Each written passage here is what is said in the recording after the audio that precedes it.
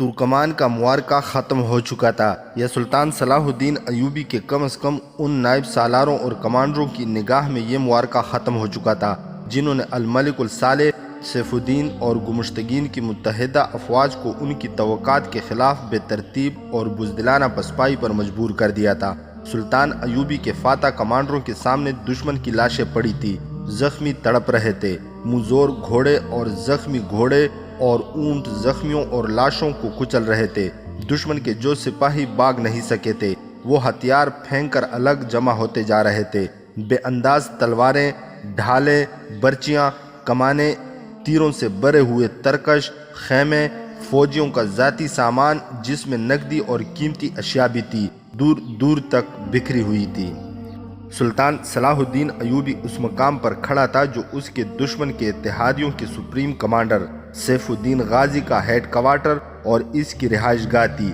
پہلے بیان کیا جا چکا ہے کہ سیف الدین اپنی افواج کو بکھرتا اور سلطان ایوبی کی فوج کو یقینی فتح کی طرف بڑھتا دیکھ کر کسی کو بتائے بغیر بھاگ گیا تھا۔ ان کا فرار خفیہ تھا اور شرمناک بھی۔ اس کے ساتھ اس کے حرم کی منتخب لڑکیاں تھیں، ناچنے گانے والیاں، اور ان کے ساتھ زندے تھے۔ سونے کے سکوں اور دیگر نقدی کی بوریاں بھری ہوئی تھی۔ یہ رقم افواج کی تنخواہ تھی اور یہ سلطان ایوبی کے آدمیوں کو خریدنے کے لیے بھی استعمال ہوتی تھی۔ سیف الدین کی یہ رہائش گاہ دلکش کپڑوں کے خیموں، کناتوں اور شامیانوں سے بنی تھی۔ یہ کپڑی کی دیواروں اور چھتوں کا محل تھا۔ اس دور کے جنگجو حکمران ایسے محل اور تمام تر آسائشیں اور عشرت کا سامان رکھتے تھے۔ سیف الدین بھی انہی حکمرانوں میں سے تھا۔ اس نے شراب کی سراہیاں، رنگا رنگ پیالے اور مٹکے بھی ساتھ رکھے ہوئے تھے۔ سلطان ایوبی کپڑوں کے اس دل فریب محل کو دیکھ رہا تھا۔ اس کی نظر پلنگ پر پڑی، وہاں تلوار پڑی تھی۔ سیف الدین ایسا بوکھلا کر بھاگا تھا کہ تلوار ساتھ لے جانا بھول گیا تھا۔ سلطان ایوبی نے تلوار اٹھا لی، نیام سے نکالی۔ تلوار چمک رہی تھی۔ سلطان ایوبی اس تلوار کو دیکھتا رہا۔ اپنے ساتھ کھڑے 2 سالاروں کی طرف دیکھ کر اس نے کہا، مسلمان کی تلوار پر جب عورت اور شراب کا سایہ پڑ جاتا ہے تو یہ لوہے کا بیکار ٹکڑا بن جاتی ہے۔ اس تلوار کو فلسطین فتح کرنا تھا، مگر صلیب نے اسے اپنے گناہوں میں ڈبو کر اپنی طرح لکڑی کا ڈنڈا بنا ڈالا ہے۔ جو تلوار شراب سے بھیگ جائے وہ لہو کے رنگ سے محروم رہتی ہے۔ اس سے ملحق ایک وسیع اور خوشنما خیمے میں جوان، حسین اور نیم عریاں لڑکیاں ڈری سہمی ہوئی بیٹھی تھی۔ انہیں اپنا انجام کچھ اور نظر آ رہا تھا۔ فاتح فوج کے قبضے میں آ کر وہ جانتی تھی کہ ان کے ساتھ کیا سلوک ہوگا۔ ایسی دلکش لڑکیوں کو دیکھ کر کون درندہ نہیں بن جاتا، لیکن انہیں جب سلطان ایوبی کا یہ حکم سنایا گیا کہ وہ آزاد ہیں اور جہاں جانا چاہیں بتا دیں تاکہ وہاں تک انہیں حفاظت اور باعزت سے بھیجا جا سکے، تو وہ اور زیادہ خوفزدہ ہو گئی۔ انہیں اپنی حفاظت میں لے لیا گیا۔ سلطان ایوبی میدان جنگ میں عورت کے وجود کو برداشت نہیں کیا کرتا تھا۔ ان لڑکیوں سے پوچھا گیا کہ ان کی تعداد کتنی تھی تو انہوں نے بتایا کہ ان میں سے 2 لاپتہ ہیں۔ ان کے متعلق یہ بھی بتایا گیا کہ وہ مسلمان نہیں تھی اور وہی 2 سیف الدین پر چھائی رہتی تھی۔ یہی کہا جا سکتا تھا کہ وہ سیف الدین کے ساتھ بھاگ گئی ہیں۔ اس دور کی جنگوں میں عموماً یوں ہوتا تھا کہ جنگ ختم ہوتے ہی فاتح فوج مال غنیمت پر ٹوٹ پڑتی تھی۔ زیادہ تر فوجی شکست خوردہ فوج کے اعلیٰ کمانڈر کی رہائش گاہ یعنی مرکز پر دعویٰ بولتے تھے، کیونکہ وہاں خزانہ، شراب اور عورتیں ہوتی تھی۔ ایک طوفانی ہڑبونگ اور بعض اوقات دنگا فساد برپا ہو جاتا تھا۔ سلطان صلاح الدین ایوبی کے احکام سخت تھے۔ کسی افسر کو بھی، خواہ اس کا عہدہ کتنا ہی اونچا کیوں نہ ہو، اجازت نہیں تھی کہ مال غنیمت کو ہاتھ لگائے۔ مال غنیمت سمیٹنے اور ایک جگہ جمع کرنے کا کام کسی ایک دستے کے سپرد کیا جاتا تھا۔ اس کی تقسیم سلطان ایوبی خود کرتا تھا۔ ترکمان کے معرکے کے بعد سلطان ایوبی نے مال غنیمت کے متعلق کوئی حکم نہ دیا۔ اس نے اپنے اور دشمن کے زخمیوں کو اٹھانے، مرہم پٹی کرنے اور جنگی قیدیوں کو الگ کرنے کا حکم دے دیا تھا۔ سلطان ایوبی میدان جنگ میں نظم و نسق اور ڈسپلن کی سختی سے پابندی کراتا تھا۔ اس معرکے میں دشمن بے ترتیبی سے بھاگا تھا۔ سلطان ایوبی کے بعض دستوں نے تعاقب بھی کیا تھا، لیکن اس کی ٹریننگ ایسی تھی کہ تعاقب میں بھی دستے اور جیش ترتیب میں اور ایک دوسرے کے ساتھ رابطے میں رہتے تھے۔ سلطان ایوبی نے تعاقب رکوا دیا اور دائیں اور بائیں پہلو کو اس طرح تیار رکھا تھا جس طرح جنگ سے پہلے تھے۔ حملے میں اس نے دوسرے دستے، چھاپا مار اور ریزرو کی کچھ نفری استعمال کی تھی۔ معرکہ ختم ہونے کے بعد اس نے پہلوؤں کے دستوں کو سمیٹا نہیں تھا۔ اس کے علاوہ اس نے اپنے محفوظہ یعنی اسٹرائک فورس کو فوراً واپس بلا کر اسے اپنی کمان میں لے لیا تھا۔ دشمن کے ساز و سامان اور جانوروں وغیرہ کے متعلق کیا حکم ہے؟ ایک سالار نے سلطان ایوبی سے پوچھا اور کہا، لڑائی ہمارے حق میں ختم ہو چکی ہے، میں ابھی اس خوش فہمی میں مبتلا نہیں ہوا۔ سلطان ایوبی نے کہا، لڑائی ابھی ختم نہیں ہوئی، میرے سبق اتنی جلدی بھول نہ جایا کرو۔ ہم نے دشمن کی مرکزیت اور جمعیت کو بکھیرا ہے۔ کیا ہمارے کسی دستے نے اس کے پہلوؤں پر حملہ کیا تھا؟ نہیں کیا تھا۔ مجھے شک ہے کہ اس کے دونوں نہیں تو ایک پہلو محفوظ ہے۔ وہ آخر 3 فوجیں تھی۔ ان کے سالار ایمان فروش ہو سکتے ہیں، ایسے اناڑی نہیں ہو سکتے کہ ان کے جو دستے لڑائی میں شامل نہیں ہوئے انہیں وہ جوابی حملے کے لیے استعمال نہ کرے۔ ہو سکتا ہے ان کا محفوظہ بھی محفوظ اور تیار ہو۔ ان کی مرکزی کمان ختم ہو چکی ہے سلطان محترم، سالار نے کہا۔ انہیں حکم دینے والا کوئی نہیں رہا۔ صلیبیوں کا خطرہ بھی ہے، سلطان ایوبی نے کہا۔ گو مجھے کسی طرف سے بھی اطلاع نہیں ملی کہ صلیبی فوج کہیں قرب و جوار میں موجود ہے، لیکن یہ علاقہ چٹانی ہے، یہاں ٹیلے اور وسیع نشیب بھی ہیں، بعض جگہوں پر جنگل بھی ہیں اور کچھ حصہ ریگستانی بھی ہے، نظر دور تک نہیں دیکھ سکتی۔ دشمن اور سام پر کبھی بھروسہ نہیں کرنا چاہیے، مرتے مرتے ڈھنک مار دیتا ہے۔ مجھے سیف الدین کے سالار مظفر الدین کی کوئی خبر نہیں۔ تم سب جانتے ہو کہ مظفر الدین اتنی آسانی سے بھاگنے والا سالار نہیں۔ میں اس کا انتظار کر رہا ہوں۔ اپنی آنکھیں کھلی رکھو، دستوں کو یکجا کرو۔ مظفر الدین اگر میرے سبق بھول نہیں گیا تو وہ مجھ پر ایک جوابی حملہ تو ضرور کرے گا۔ سلطان ایوبی کا خطرہ بے بنیاد نہیں تھا۔ آپ نے قرون حماد کی جنگ میں سیف الدین کے ایک سالار مظفر الدین بن زین الدین کا ذکر سنا ہے۔ مظفر الدین سلطان ایوبی کی فوج میں سالار رہ چکا تھا اور اس کی مرکزی کمان میں اس کے ساتھ بھی رہا تھا، اس لیے اسے اچھی طرح علم تھا کہ سلطان ایوبی جنگی منصوبہ بندی کن عناصر کو سامنے رکھ کر تیار کرتا اور میدان جنگ میں اس میں کس طرح رد و بدل کرتا ہے۔ مظفر الدین کچھ تو ذہنی لحاظ سے پیدائشی جنگجو تھا، زیادہ تر تربیت سلطان ایوبی سے حاصل کی، اس لیے اس میں وہ جوہر تھے جو اسے میدان جنگ سے منہ نہیں موڑنے دیتے تھے۔ وہ سیف الدین کا قریبی رشتہ دار، غالباً چچا زاد بھائی تھا۔ جب سلطان ایوبی مصر سے دمشق آیا اور مسلمان امراء اس کے خلاف صف آرا ہو گئے تو مظفر الدین سلطان ایوبی کو بتائے بغیر اس کی فوج سے نکل کر اس کے دشمن کے کیمپ میں چلا گیا تھا۔ ترکمان کے اس معرکے سے پہلے قرون حماد کے معرکے میں مظفر الدین نے سلطان ایوبی کے پہلو پر ایسا شدید حملہ کیا تھا جس کا مقابلہ سلطان ایوبی نے پہلو کے دستوں کی قیادت اپنے ہاتھ میں لے کر کیا تھا۔ قاضی بہاؤالدین شداد کی تحریر کے مطابق اگر سلطان ایوبی خود قیادت نہ کرتا تو مظفر الدین جنگ کا پانسا پلٹ دیتا۔ سلطان ایوبی مظفر الدین کو فن حرب و ضرب کا استاد مانتا تھا۔ اب ترکمان میں اسے جاسوسوں نے اس کے متحدہ دشمنوں کی افواج کے متعلق جو معلومات دی تھی ان میں ایک یہ بھی تھی کہ مظفر الدین بھی ان افواج کے ساتھ ہے۔ یہ معلوم نہیں ہو سکا تھا کہ وہ قلب میں ہے، دائیں ہیں یا بائیں، یا وہ محفوظہ کا سالار ہے۔ سلطان ایوبی نے چند ایک جنگی قیدیوں سے اس کے متعلق پوچھا تھا۔ انہوں نے یہ تصدیق تو کر دی تھی کہ مظفر الدین لشکر کے ساتھ ہے، مگر یہ کسی کو علم نہیں تھا کہ وہ کہاں ہے۔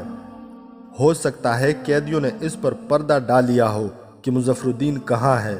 سلطان ایوبی نے اپنے سالاروں سے کہا، میں یہ تسلیم نہیں کر سکتا کہ وہ لڑے بغیر بھاگ گیا ہوگا۔ وہ میرا شاگرد ہے، میں اس کی جنگی اہلیت سے بھی واقف ہوں اور اس کی فطرت سے بھی۔ وہ حملہ کرے گا، اگر اسے یقین ہوا کہ وہ شکست کھا جائے گا پھر بھی وہ حملہ کرے گا۔ اسے حملہ کرنا چاہیے ورنہ مجھے مایوسی ہوگی۔ صلاح الدین ایوبی یہ نہ کہے کہ مظفر الدین بھی بھاگ گیا ہے۔ یہ آواز سیف الدین کے سالار مظفر الدین کی تھی جو ترکمان کے میدان جنگ سے 2-2.5 میل دور سنائی دے رہی تھی۔ میں لڑے بغیر واپس نہیں جاؤں گا۔ اس وقت جب سلطان ایوبی سیف الدین کے رہائشی خیموں میں کھڑا تھا، سیف الدین کا کوئی کمانڈر یہ پیغام لے کر مظفر الدین کے پاس پہنچا تھا کہ کہ سلطان ایوبی کو کسی طرح قبل از وقت پتہ چل گیا تھا کہ اس پر حملہ آ رہا ہے، اس لیے ہم دھوکے میں آ گئے۔ اب یہاں لڑنا بیکار ہے، بہتر ہے کہ تم بھی واپس چلے جاؤ اور اپنے دستوں کو کسی اور بہتر جگہ لڑانے کے لیے بچا کر لے جاؤ۔ سیف الدین نے اس پیغام میں اپنے متعلق بتایا تھا کہ وہ کسی کو بتائے بغیر میدان جنگ سے جا رہا ہے۔ ہم آپ کا ہر حکم بجا لائیں گے، مظفر الدین کے ایک نائب سالار نے اسے کہا، لیکن اس حالت میں جب کہ ہماری فوج کے لڑنے والے حصے مارے گئے، زخمی یا قیدی ہو گئے یا بھاگ گئے ہیں، اس تھوڑی سی فوج سے جوابی حملہ کرنا مناسب معلوم نہیں ہوتا۔ میں ان دستوں کو ناکافی نہیں سمجھتا جو میرے پاس ہیں، مظفر الدین نے کہا۔ یہ اس فوج کا 1/4 ہے جو ہم ساتھ لائے تھے۔ سلطان ایوبی اس سے بھی کم نفری سے لڑتا اور کامیاب ہوا کرتا ہے۔ میں اس کے پہلوؤں پر حملہ کروں گا۔ میں اب اس سے وہ چال نہیں چلنے دوں گا جو اس نے قرون حمات میں چلی تھی۔ تم سب حملے کے لیے تیار رہو۔ عالیہ مکان سیف الدین غازی والی موصل 3 فوجوں کی نفری سے ہار گئے ہیں، نائب سالار نے کہا۔ میں اپنے مشورے کو دہراؤں گا کہ اس تھوڑی سی نفری سے حملہ کرنا اسے مروانے والی بات ہے۔ میدان جنگ میں اپنے حرم اور شراب کے مٹ کے ساتھ رکھنے والوں کے پاس 3 کے بجائے 10 فوجیں ہوں تو بھی ان کا انجام یہی ہوتا ہے جو والی موصل سیف الدین کا ہوا ہے، مظفر الدین نے کہا۔ میں بھی شراب پیتا ہوں، لیکن یہاں پانی بھی نہ ملے تو میں پرواہ نہیں کرتا۔ سلطان ایوبی مجھے ایمان فروش اور غدار کہتا ہے، لیکن میں اس لیے اس سے لڑنے سے منہ نہیں موڑوں گا کہ وہ مسلمان ہے۔ یہ 2 سالاروں کی ٹکر ہوگی، یہ 2 پہلوانوں کا دنگل ہوگا، یہ تیغ زنوں کا مقابلہ ہوگا۔ اپنے دستوں کو تیار کرو اور یاد رکھو، صلاح الدین ایوبی کے جاسوسوں کی نظریں زمین کے نیچے بھی دیکھ سکتی ہیں۔ اپنے دستوں کو آج رات اور پرے لے جاؤ اور ہر طرف دور دور تک اپنے آدمی چھوڑ دو۔ وہ جسے مشکوک حالت میں گھومتا پھرتا دیکھیں اسے پکڑ لیں۔ اس نے ایک جگہ منتخب کر لی تھی جہاں دستوں کو چھپایا جا سکتا تھا۔ حملے کے لیے اس نے کوئی دن اور وقت مقرر نہ کیا۔ اپنے سالاروں سے کہا، سلطان ایوبی میں لومڑی کی چالاکی اور خرگوش کی پھرتی ہے۔ مجھے میرے مخبروں نے بتایا ہے کہ اس نے ابھی مال غنیمت سمیٹا نہیں اور اس نے اپنی فوج کے پہلوؤں کو بھی نہیں سمیٹا۔ اس سے پتہ چلتا ہے کہ وہ پیش قدمی نہیں کرے گا، اور یہ بھی ظاہر ہوتا ہے کہ وہ ہمارے جوابی حملے کا خطرہ محسوس کر رہا ہے۔ میں اسے اچھی طرح جانتا ہوں، وہ کس انداز سے سوچا کرتا ہے۔ میں اسے یہ دھوکہ دوں گا کہ ہم سب بھاگ گئے ہیں اور اب حملے کا خطرہ ٹل گیا ہے۔ یہ عقل اور فہم و فراست کی جنگ ہوگی۔ وہ 2 دنوں سے زیادہ انتظار نہیں کرے گا۔ اس کی طرح میں بھی اپنے جاسوسوں کو اس کی نقل و حمل دیکھنے کے لیے استعمال کروں گا۔ جو ہی وہ مال غنیمت سمیٹنے لگے گا اور اس کی توجہ دائیں بائیں سے ہٹ جائے گی، ہم اس کے پہلو پر حملہ کر دیں گے۔ یہی وہ خطرہ تھا جسے سلطان ایوبی محسوس کر رہا تھا۔ سیف الدین کے لشکر پر جس طرح سلطان ایوبی نے بے خبری میں اس کی توقعات اور اس کے خوابوں کے خلاف حملہ کیا تھا، اس کی تفصیلات پچھلی نشست میں سنائی جا چکی ہے۔ آپ نے پڑھا ہے کہ سلطان ایوبی نے ایک تو اپنے دستے سیف الدین کی فوج کے دائیں بائیں سے اس کے عقب میں بھیج دیے تھے۔ ان کے علاوہ اس نے اپنے چھاپہ مار بھی روانہ کر دیے تھے۔ یہ اس کی کمانڈو فورس تھی جس کے ہر کمانڈر اور سپاہی میں غیر معمولی ذہانت، دلیری اور پھرتی تھی، اور یہ تربیت یافتہ جاسوس بھی تھے۔ اس فورس نے 4 سے لے کر 12 کی ٹولیوں میں تقسیم ہو کر دشمن کو بہت نقصان پہنچایا تھا۔ ان میں ایک ٹولی 12 سپاہیوں کی تھی جس کے صرف 3 سپاہی اور ٹولے کا کمانڈر الناصر زندہ تھے۔ الناصر اپنی ٹولی کے ساتھ ترکمان کے معرکے سے ہی سیف الدین کی متحدہ افواج کے دور پیچھے چلا گیا تھا۔ اس کا نشانہ عموماً دشمن کی رسد ہوتی تھی۔ اب کے بھی وہ اپنی ٹولی کو گھوڑوں پر لے گیا تھا۔ اس کے پاس فیتے والے آتشین تیر تھے، تھوڑا سا آتش گیر مادہ تھا، بھرچیاں، تلواریں اور خنجر تھے۔ رسد بہت دور تھی۔ الناصر کو زمین نے یہ سہولت مہیا کی تھی کہ یہ میدان یا ریگزار نہیں بلکہ دور دور تک چٹانیں، ٹیلے اور نشیبی علاقے تھے جن میں چھپنا آسان تھا۔ دن کے دوران ہدف کے قریب گھوڑے چھپائے جا سکتے تھے۔ اتحادیوں کی افواج کی رسد جس میں فوج کے لیے اناج اور جانوروں کے لیے خشک گھاس اور دانہ وغیرہ تھا، پیچھے آ رہا تھا۔ اس سامان میں تیر و کمان اور برچیاں وغیرہ بھی تھی۔ الناصر نے پہلی ہی رات رسد پر کامیاب چھاپا مارا تھا۔ بہت سی رسد آتشین تیروں سے جل گئی تھی۔ دن کو وہ اپنی ٹولی کے ساتھ ایک جگہ چھپا رہا تھا مگر سویا نہیں تھا۔ اس نے دیکھ لیا تھا کہ دشمن کے فوجی کھڈنالوں میں اور ٹیلوں کی اوٹ میں اس کی پارٹی کو ڈھونڈ رہے تھے۔ اس نے اپنے سپاہیوں کو ادھر ادھر موزوں بلندیوں پر بٹھا دیا تھا۔ انہوں نے کمانوں میں تیر ڈال رکھے تھے۔ دشمن کے فوجی دور سے ہی واپس چلے گئے تھے۔ سورج غروب ہونے کے بعد اس نے چھپ کر رسد کا قافلہ دیکھا۔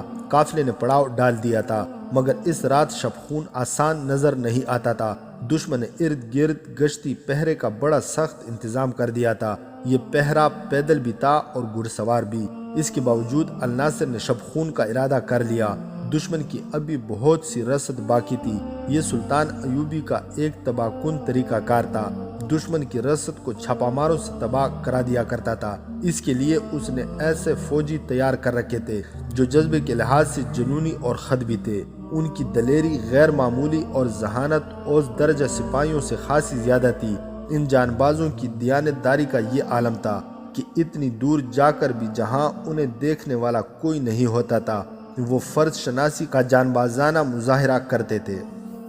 الناصر نے رات کو گھوڑے وہیں بندے رہنے دیے جہاں دن کو چھپائے تھے۔ اپنی پارٹی کو پیدل لے گیا۔ ایک جگہ سے وہ دشمن کی رسد کے پڑاؤ میں داخل ہو گیا۔ اس نے سامان کے انباروں پر آتش گیر مادہ چھڑک کر آگ لگا دی۔ اپنی ٹولی کو بکھیر دیا۔ سپاہیوں نے شعلوں کی روشنی میں بھاگتے دوڑتے سپاہیوں کو تیروں کا نشانہ بنانا شروع کر دیا۔ دشمن کے فوجی انہیں تلاش کرنے لگے۔ چھاپا مار کب تک چھپ سکتے تھے؟ ایک ایک کر کے پکڑے اور مارے گئے۔ ان میں سے وہی 3 زندہ رہے جو الناصر کے ساتھ تھے۔ انہوں نے بہت تباہی مچائی تھی۔ رسد کے ساتھ جو پہرے دار اور دیگر لوگ تھے انہوں نے ان سب کو گھیرے میں لینے کی کوشش کی۔ الناصر نے اپنے 3 ساتھیوں کو الگ نہ ہونے دیا۔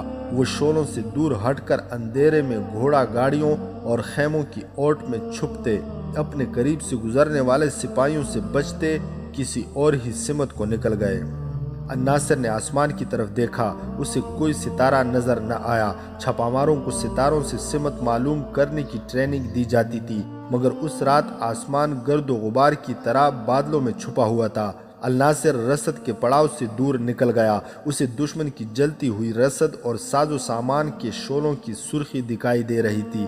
اسے معلوم نہیں تھا کہ اس کے باقی 9 سپاہی زندہ ہیں یا شہید ہو چکے ہیں۔ اس نے دل ہی دل میں ان کی سلامتی کی دعا کی اور اپنے 3 ساتھیوں کو ساتھ لیے اندازے کے مطابق اس طرف چل پڑا جہاں اس کی ٹولی کے گھوڑے بندھے ہوئے تھے۔ وہ رات بھر چلتا رہا۔ دشمن کی رسد کے شعلے نظروں سے اوجھل ہو گئے۔ فضا میں شعلوں کی جو سرخی نظر آتی تھی وہ بھی غائب ہو گئی۔ اگر یہ سرخی نظر آتی رہتی تو وہ اپنے ٹھکانے تک پہنچ سکتا تھا۔ یہ بھی نہ رہی اور وہ اندھا دھند چلتا گیا۔ زمین کے خد و خال بدل گئے۔ درخت تو کوئی تھا نہیں۔ اس نے پاؤں تلے زمین کے بجائے ریت محسوس کی۔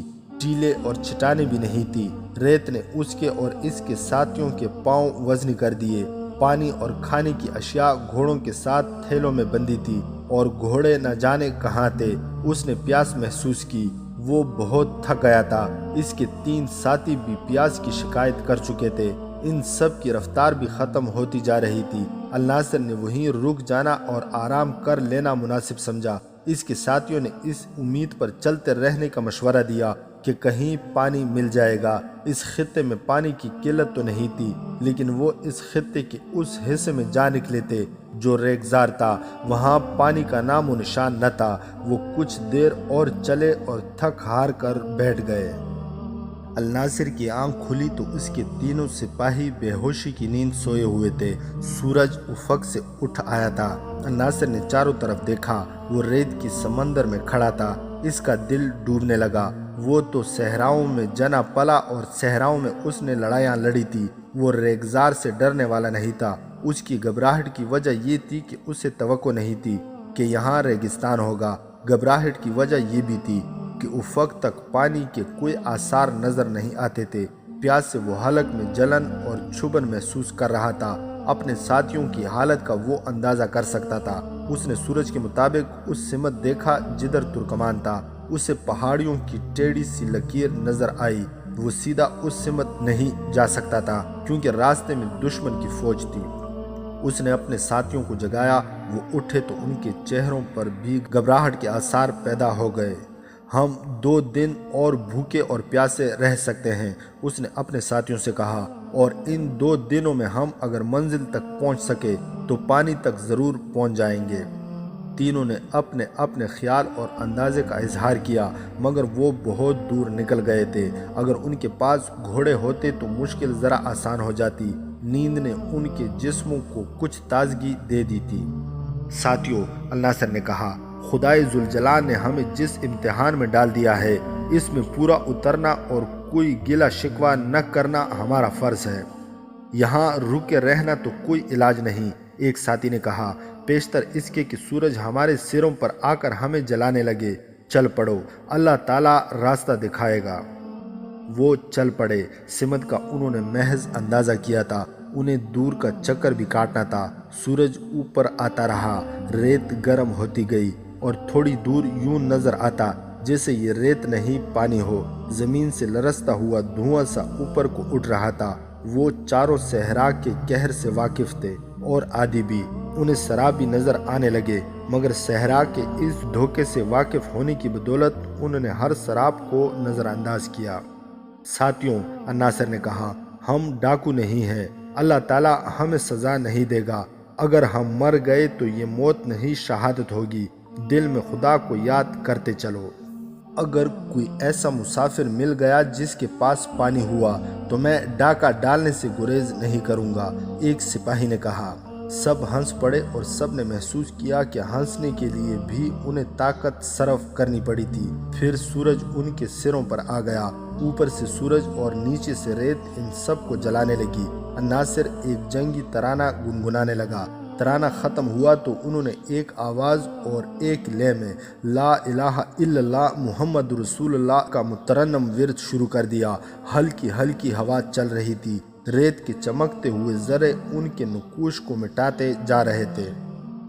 سورج دوسری سمت نیچے اترنے لگا، چاروں کی آواز دھیمی ہوتی جا رہی تھی، قدم وزنی اور رفتار گھٹ گئی تھی، ہونٹ خشک ہو گئے اور منہ بند نہیں ہوتے تھے۔ ان کے سائے جب دوسری طرف بڑھنے لگے تو ان کا ایک ساتھی خاموش ہو گیا۔ کچھ دیر بعد دوسرے کی بھی زبان جواب دے گئی۔ الناصر اور اس کا تیسرا ساتھی سرگوشیوں میں لا الہ الا اللہ محمد رسول اللہ کا ورد کر رہے تھے۔ کچھ دور گئے تو سرگوشیاں بھی خاموش ہو گئیں۔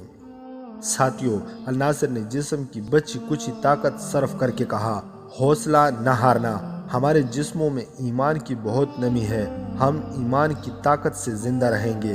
اس نے اپنے ساتھیوں کے چہروں کو باری باری دیکھا، وہاں خون کا نام و نشان نہیں تھا، سب کی آنکھیں اندر کو چلی گئی تھی۔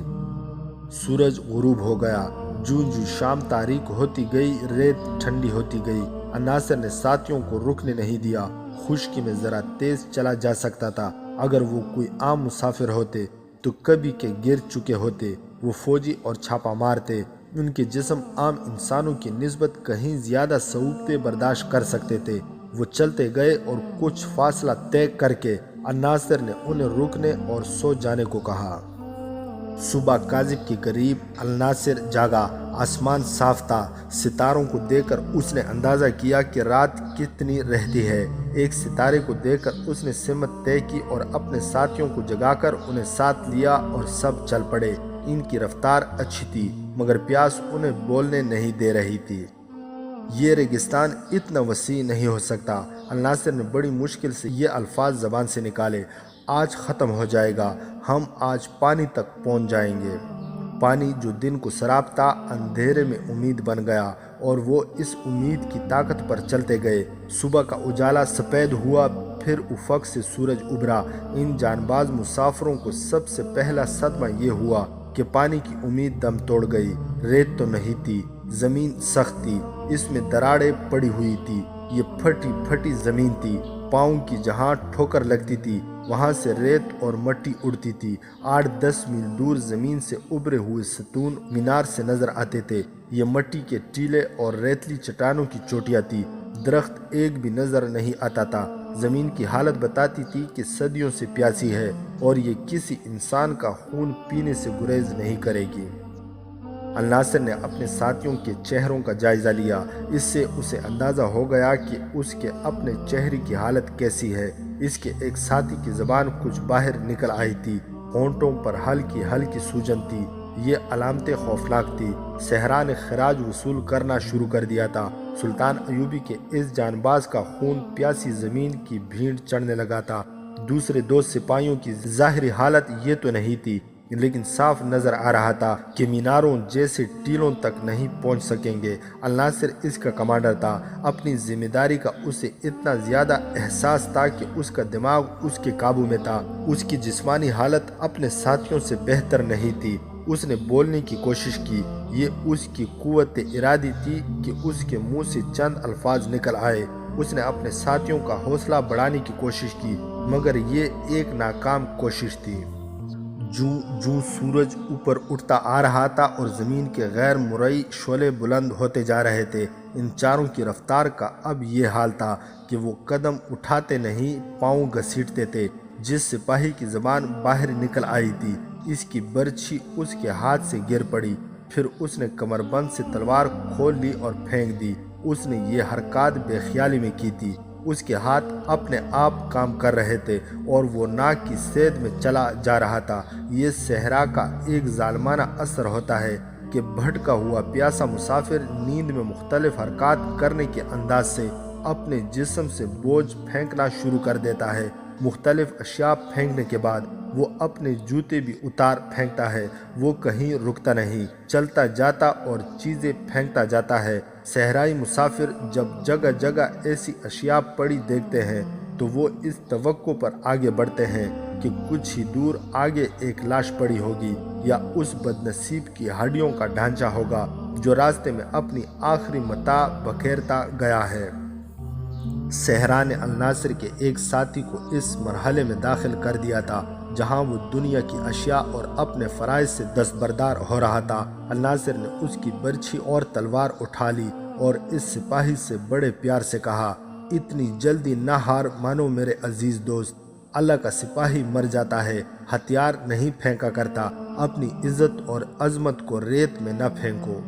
اس کے ساتھی نے اسے دیکھا۔ الناصر اسے دیکھتا رہا۔ سپاہی نے اچانک کہکا لگایا اور سامنے دیکھتے ہوئے ہاتھ سے اشارہ کیا۔ بڑی جاندار آواز میں بولا، پانی، وہ دیکھو باغ۔ پانی مل گیا اور وہ آگے کو دوڑ پڑا۔ وہاں پانی تھا نہ پانی کا سراب۔ وہ زمین ایسی تھی جہاں سراب نظر نہیں آیا کرتے۔ سراب ریت کی چمک کا ہوتا ہے۔ اس پر صحرا کا دوسرا ظالمانہ اثر ہونے لگا تھا۔ یہ تھے وہمیں اور ایسے تصورات جو حقیقی روپ میں دکھائی دیتے ہیں۔ پانی کی جھیلیں اور باغ نظر آتے ہیں، عمارتیں دکھائی دیتی ہیں۔ یوں بھی نظر آتا ہے جیسے 1-2 میل دور شہر ہے۔ قافلے جاتے ہیں یا اپنی طرف آتے دکھائی دیتے ہیں۔ ناچنے اور گانے والیاں بھی نظر آتی ہیں۔ اس بحرین ویرانے نے الناصر کے ایک ساتھی کو فریب دینے شروع کر دیے تھے۔ صحرا اس کی جان سے کھیلنے لگا تھا۔ یہ شاید صحرا کی رحم دلی بھی ہے کہ کسی مسافر کی جان لینے سے پہلے اسے بڑی ہی حسین اور دل فریب تصوروں میں الجھا دیتا ہے تاکہ مرنے والا اذیت سے محفوظ رہے۔ الناصر کا ساتھی آگے کو دوڑ پڑا۔ وہی سپاہی جو قدم گھسیٹ رہا تھا، تازہ دم آدمی کی طرح دوڑ رہا تھا، مگر یہ دوڑ اس چراغ کی مانند تھی جو بجھنے سے پہلے آخری بار ٹمٹمایا ہو۔ الناصر اس کے پیچھے دوڑا اور اسے پکڑ لیا۔ اس کے دوسرے 2 ساتھیوں میں ابھی کچھ دم باقی تھا۔ وہ بھی دوڑے اور اپنے ساتھی پر قابو پا لیا۔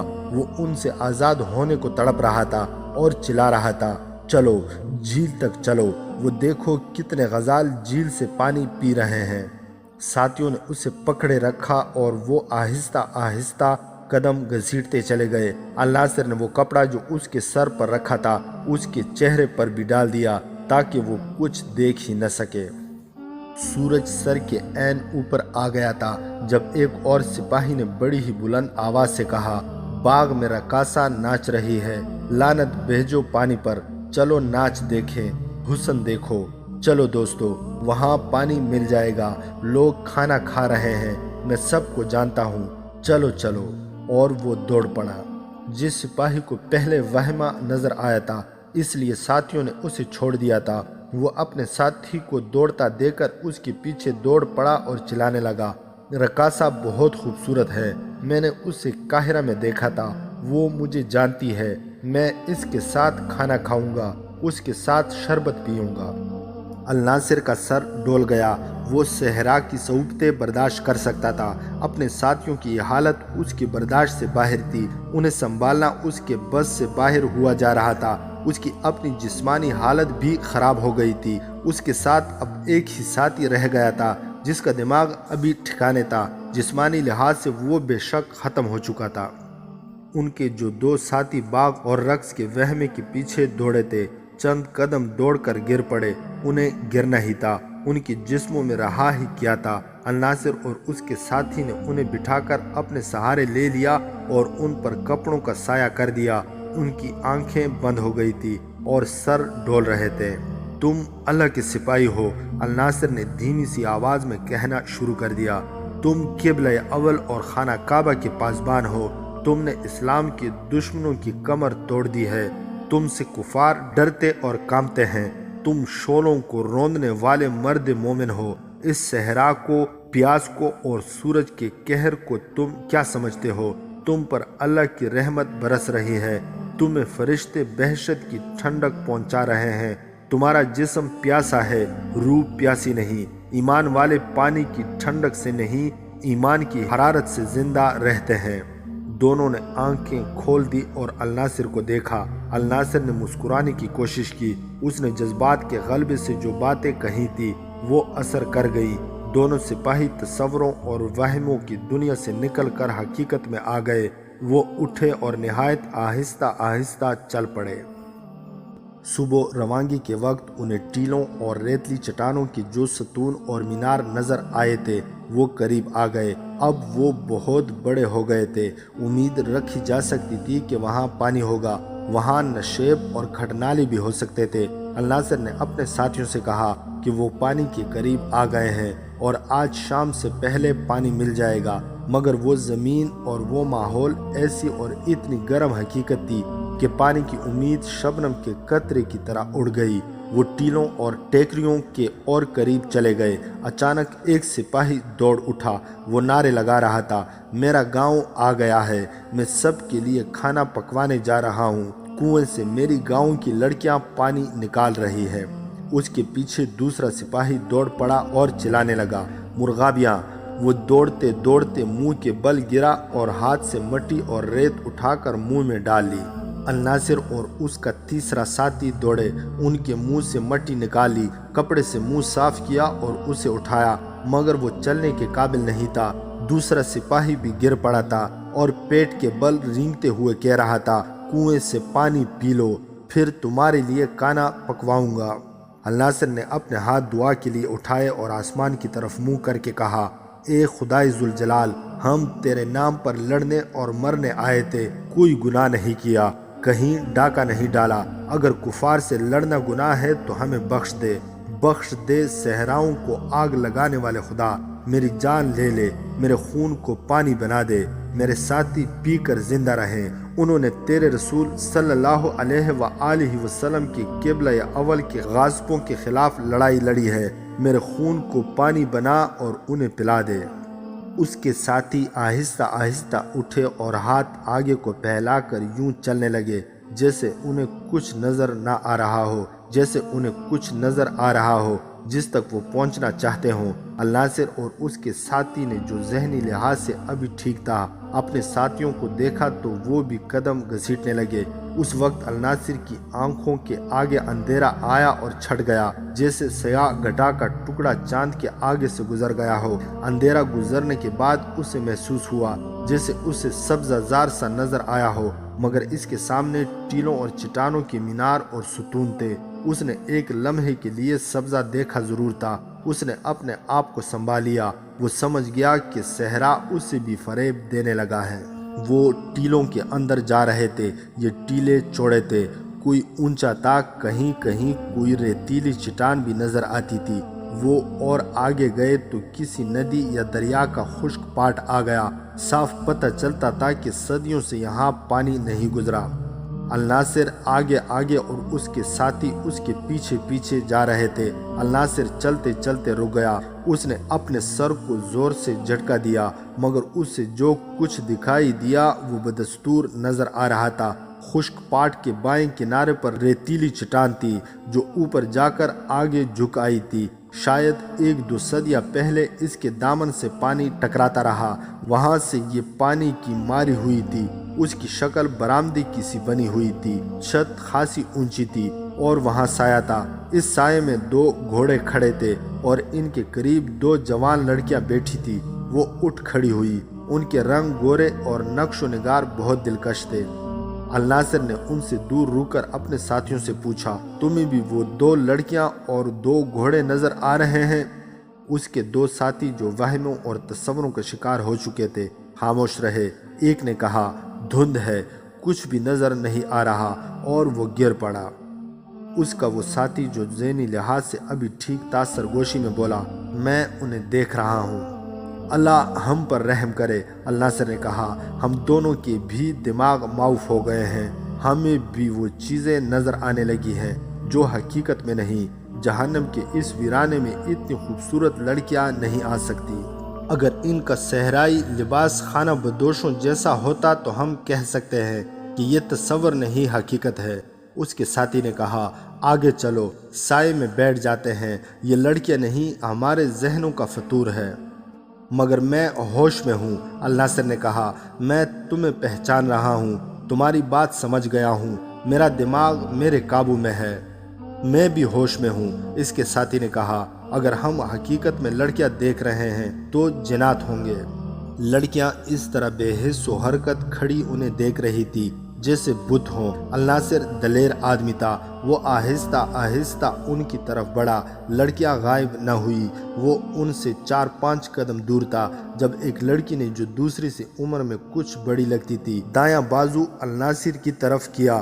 لڑکی کی مٹھی بند تھی، اس نے شہادت کی انگلی اور درمیانی انگلی آگے کو کر دی۔ الناصر رک گیا، اس نے اتنی خوبصورت لڑکیاں پہلے کبھی نہیں دیکھی تھی۔ سر کی اوڑھنی سے ان کے جو بال شانوں پر پڑے نظر آتے تھے وہ باریک ریشم کے تار لگتے تھے۔ دونوں لڑکیوں کی آنکھوں کا رنگ بھی دلکش اور عجیب تھا، آنکھیں ہیروں کی طرح چمکتی تھی۔ تم سپاہی ہو؟ بڑی لڑکی نے کہا۔ کس کے سپاہی ہو؟ سب کچھ بتاؤں گا، الناصر نے کہا، مجھے یہ بتا دو کہ تم صحرا کا دھوکہ ہو یا جنات کی مخلوق میں سے ہو۔ ہم جو کچھ بھی ہیں، تم بتاؤ تم کون ہو اور ادھر کیا کرنے آئے ہو؟ لڑکی نے پوچھا۔ ہم صحرا کا فریب نہیں، تم ہمیں دیکھ رہے ہو، ہم تمہیں دیکھ رہے ہیں۔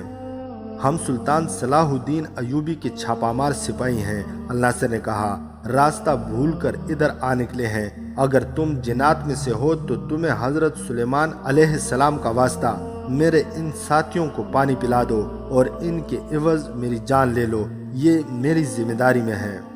اپنے ہتھیار ہمارے آگے پھینک دو۔ لڑکی نے اپنا بازو نیچے کرتے ہوئے کہا، حضرت سلیمان علیہ السلام کے نام پر مانگی ہوئی چیز سے ہم انکار نہیں کر سکتے، اپنے ساتھیوں کو سائے میں لے آؤ۔ داستان ایمان فروشوں کی اگلی قسط آپ لوگ ہماری نیکسٹ ویڈیو میں ملاحظہ کر سکتے ہیں۔ مزید حقیقی اور تاریخی واقعات کے لیے اس چینل کو سبسکرائب کرنا نہ بھولیے گا۔